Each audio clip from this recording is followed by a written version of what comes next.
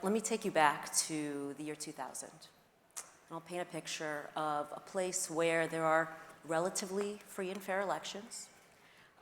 There is corporate-owned but relatively independent media able to criticize politicians. And there's actually a conscious effort by a population to grapple with and contend with a dark past.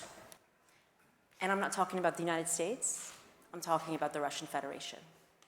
And so while here in the US in the year 2000, to refresh everyone's memory, we were stressed about hanging chads in the Bush v. Gore election, in Russia, Vladimir Putin came to power, an ex-KGB guy, and proceeded to undertake a series of moves that, as I go through them, I just want us to think about the parallels to what we might be seeing now in the US.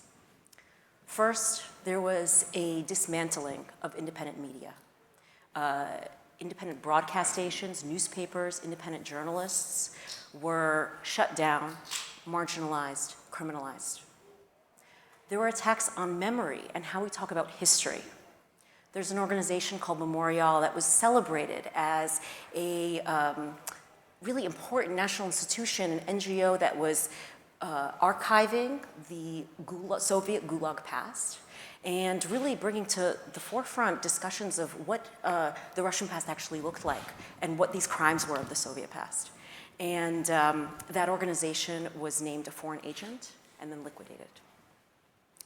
There are attacks on the independence of the judiciary, something that in Russia is called telephone justice.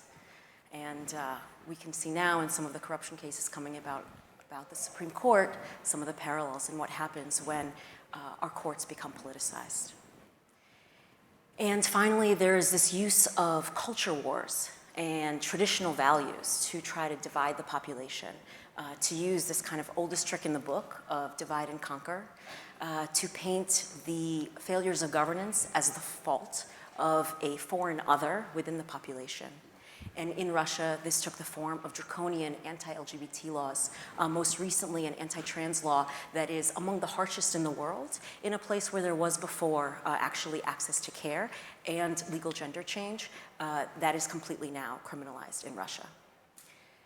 And I say all that not to be alarmist, but to say that there are lessons to be learned in a slow but gradual wearing down of democratic norms and values over time, in the kind of metaphor of frogs boiling slowly in a pot.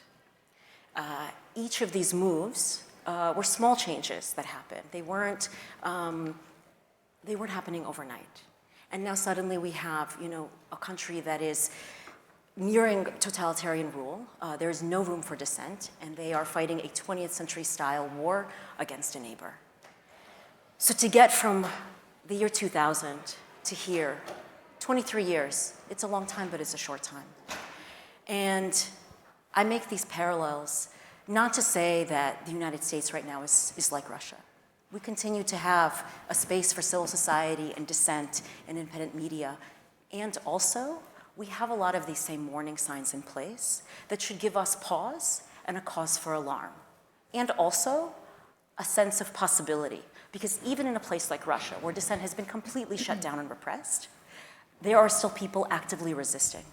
There are still people who are putting out independent reporting about the war, telling the truth about what is happening in their society, both from inside the country and from outside. There are people standing up for the rights of minority populations. There are people still fighting for the last vestiges of civic space.